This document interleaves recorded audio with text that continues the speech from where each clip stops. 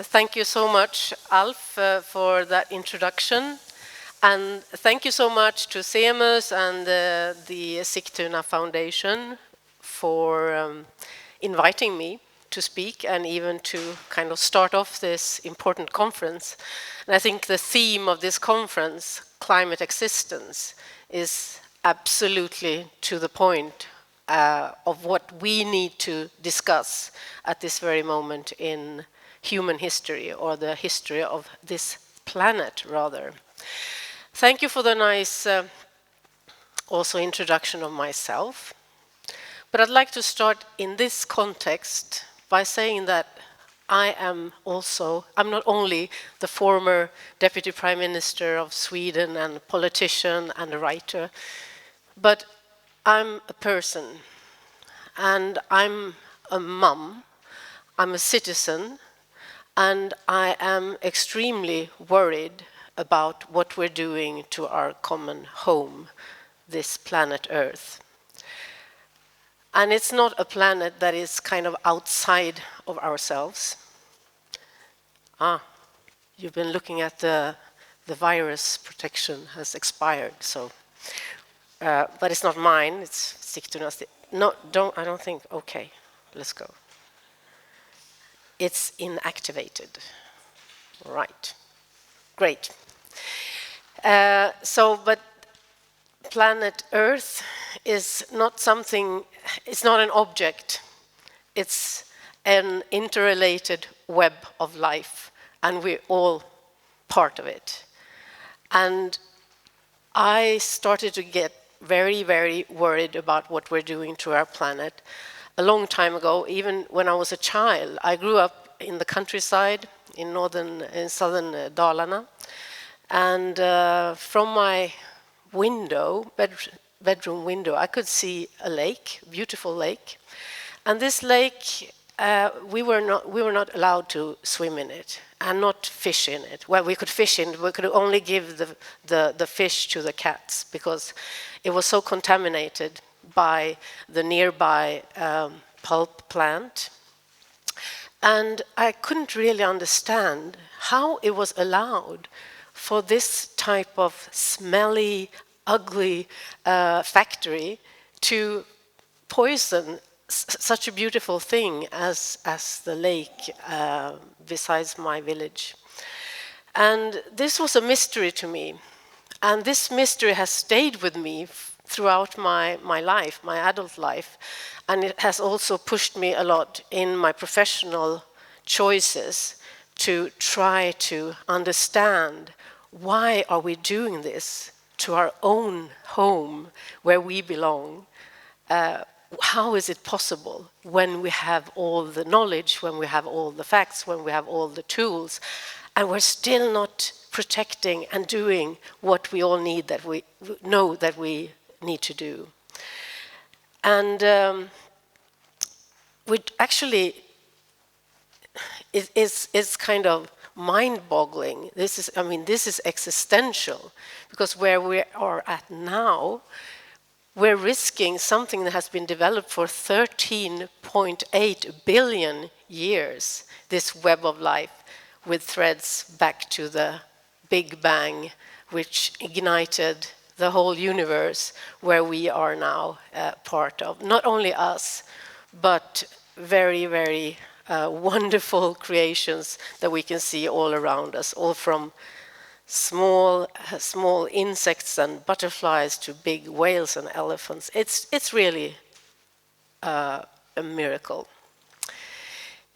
So my professional career, I began as a journalist. I wrote a book about overfishing, which came out in 2009. And then I got engaged in politics, because I realized if we want to make change, we actually have to use the democratic tools that we have to our disposal when we live in a democracy.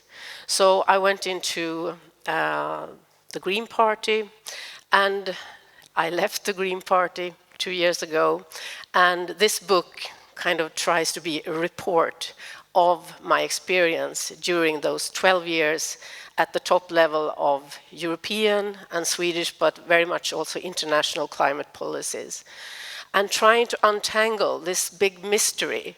Why are we not doing what we all know that we need to do when so much is at stake?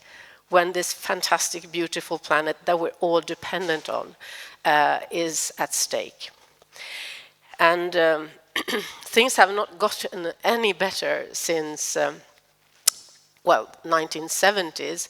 The WWF Living Planet report came out last year with this kind of extremely alarming figure that the populations of animals, that is mammals, birds, amphibians, fish, have been decimated by 69%.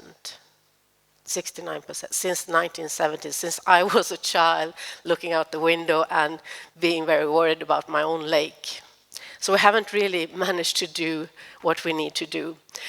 We have now the highest levels of CO2 in the atmosphere, we're almost sensing it, since this in 800,000 years on this planet. You can measure it. It's nothing that we kind of are imagining. You can measure it. So this is the situation, and people at the very highest level are telling us that this is insane what we're doing. This is the Secretary General Antonio Guterres. He said last year that man is waging a suicidal war against nature. We must stop this war against nature, and he is kind of always emphasizing and more what we're doing. Now he kind of is using the term not global warming but global boiling a few weeks ago. We have all the climate scientists in the world telling us it's 1 minute to midnight if we're going to change our ways of producing stuff and transporting ourselves, and still we're not doing it. Why? How is this possible?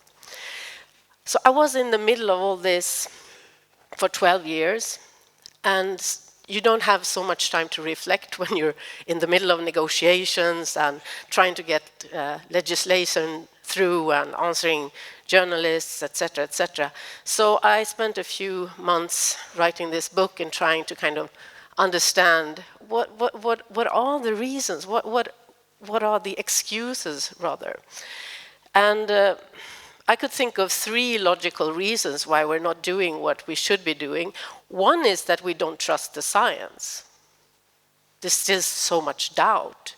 The other one could be that it's too expensive to do anything about this, maybe. And the third one, plausible theory, would be that we don't have the technology to kind of get out of fossil fuels or everything that is destroying our ecosystems. And in the book, I go through these arguments one by one, very closely, but I'm just going to say very, very briefly here that no, none of these arguments are valid. On the knowledge side, I was actually flabbergasted. I mean, I was shocked. I didn't know, as a climate minister, I didn't know for how long time it's been a complete consensus within the scientific community about global warming. Even since the first paper was written, the scientific paper by Svante Arrhenius, who, by the way, is a distant relative of Greta Thunberg. He wrote the first paper in 1896 on global warming about the basic chemistry, what happens when you burn fossil fuels, fossil carbon, and emit it in the air. It will create global warming. And there has been no debate whatsoever with scientists of this. And when you start looking at it, you can also see that some of the more prominent scientists have actually been engaged by the fossil fuel companies themselves, because they were very worried around the 1950s that there would be a global ban on fossil fuels. So they needed to know, is it true or is it not true? And they had ships out in the ocean measuring CO2 in the water, etc., etc. there was no debate whatsoever that it was true, and they had the warnings. In 1965, Lyndon B. Johnson was the first US president addressing Congress, talking about climate change as an existential threat to humanity.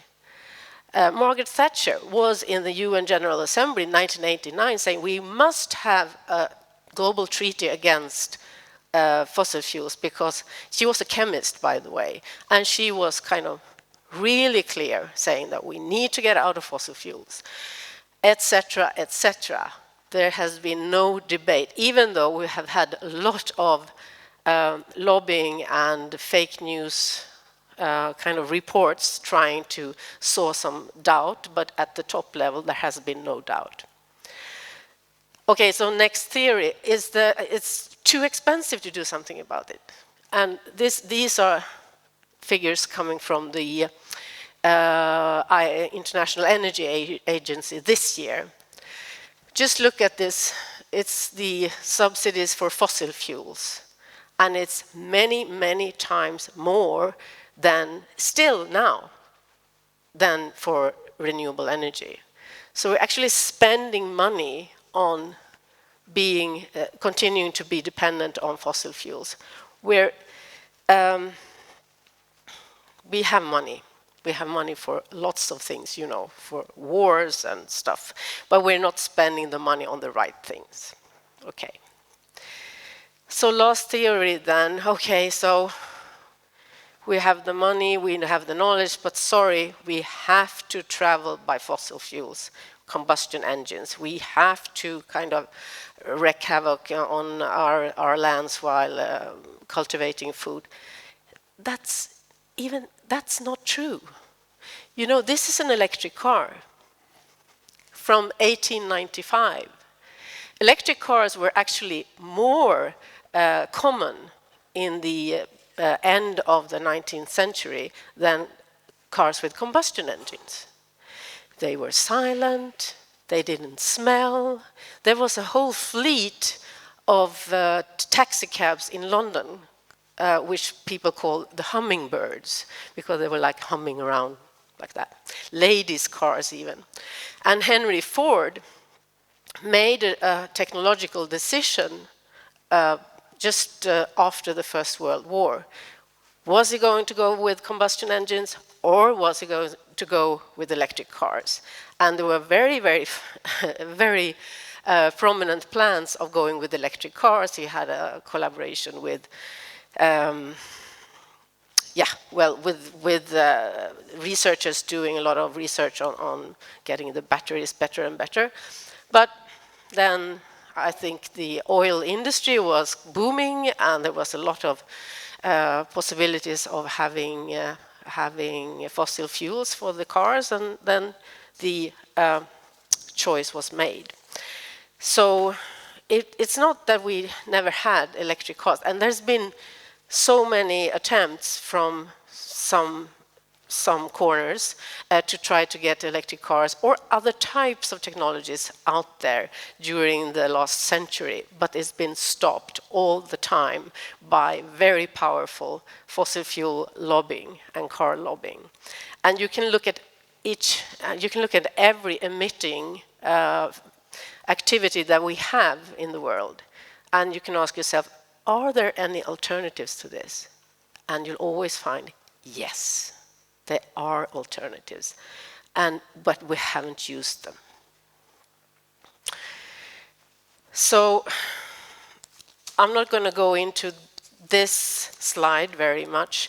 It's just a slide saying that we have very powerful interests, economic interests, that have kind of always financed fake reports, fake grassroots movements, a lot of doubts around the science, etc., because they want to continue with their economic activity. So simple as that. And people have bought into that. But still, you know, how could they get away with this? And I think in this conference, yeah, there we are. I'd like to kind of dive a little deeper into my thinking and the reflections I make in my book as well. So I think one of the reasons that they can get away with it, and that we're all kind of feeling complices to this, we're all part of it. We feel like, oh, I'm also part of the problem. It's also a question of how we see the world, how we perceive the world, and the narrative around our own selves. One very predominant narrative that we're all living in, and which the last 100 years has kind of dominated our way of thinking, is the market liberal truth. And somehow, in that truth, profit always takes precedence over almost anything. You can always argue that you have to cut down that forest because of the shareholders' profit, or the owner's right to do that because it has to make an earning, have a living, etc. Profit always, we have that kind of preconception that profit is a reasonable argument for destroying the earth, right? And underpinning that worldview, I would say, is also a view of who we are. This is from Gustav Doré, The Great Flood, from the Bible of 1866. That's another narrative of all of us being sinners and almost predestined for disaster. We're not, generally very religious in the Western societies, but I think this is also something that has kind of formed our view of ourselves. And then you have this guy. According to Freud, the only thing that is preventing us from killing off each other and fornicating with our parents is culture. And he doesn't really believe. I think the images that we deep down inside are nature, but nature is brutal. Nature needs to be contained. It's something that we must all the time work with, otherwise we will just kind of burst out and do these big massacres and stuff. But is this really true?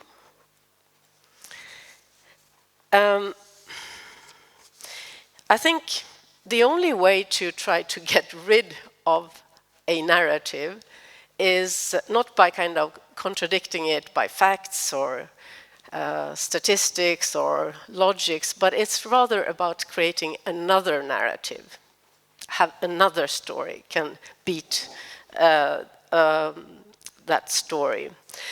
And this man, Romain Rolland, he was a writer, a Nobel laureate in 1920s, French writer. And he actually wrote a letter to Freud because he thought that Freud was missing something. So he asked Freud, could you please analyze the oceanic feeling, which is a feeling that he had very frequently, or maybe all the time.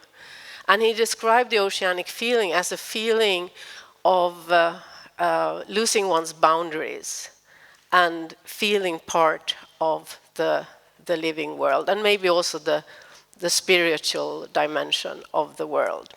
And Romain Rolland, he said that this is something that most people feel. You can feel it in front of the ocean, or when you're on top of a mountain under a starry sky, when you look into the eyes of a newborn, you can feel this kind of awe of the existence.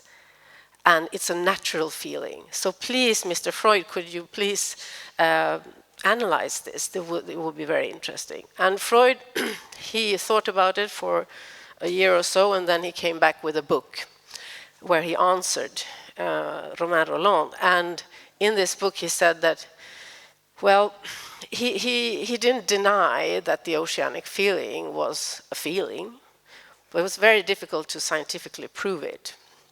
And he himself had never experienced the oceanic feeling. But he had a theory that he said that maybe the oceanic feeling is some reminiscence of the infant at the mother's breast, feeling narcissistically omnipotent and owning the world. Okay, Romain Rolland didn't respond to that, I think. Well, I think many of us can feel the oceanic feeling to some degree at some times. We never had a word for it, but it's something I think that is very, very beautiful and true that we can use if we want to address all these existential threats that we have today. And the threats, I think they're not just ecological, but they're also social, how we treat each other, and they're also psychological, because people are not psychologically feeling well today. We have so many depressions and disorders today, which doesn't really fit with the kind of material standards that we have. We should be really happy with all this abundance that we have, but we're not. But I think the oceanic feeling also kind of upgrades us as people. We're not alone anymore. We're part of something miraculous and beautiful.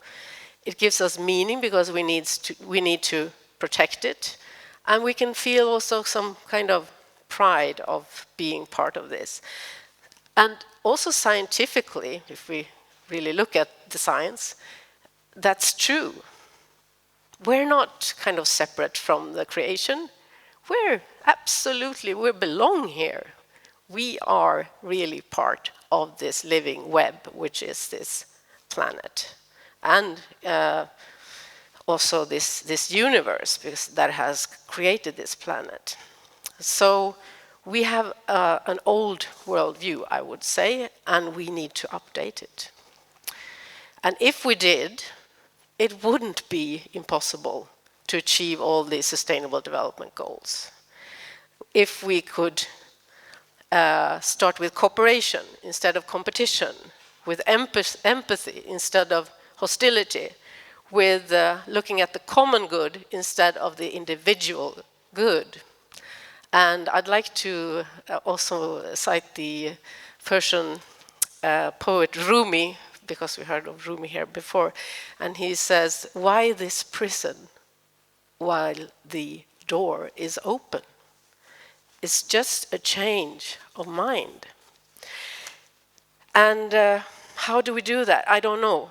We have to start with ourselves. I think we have to believe in people. We have to create communities. We have to fight loneliness and isolation. We have to also be global citizens, not only Swedish or European or whatever. We are one community. And we have responsibilities as well. It's about values, not markets. It's not about self. It's about us. And the more that we share, the more we have. And we have to move from the I to the we. Is not scientifically proven, but this is what I believe. So thank you very much for listening.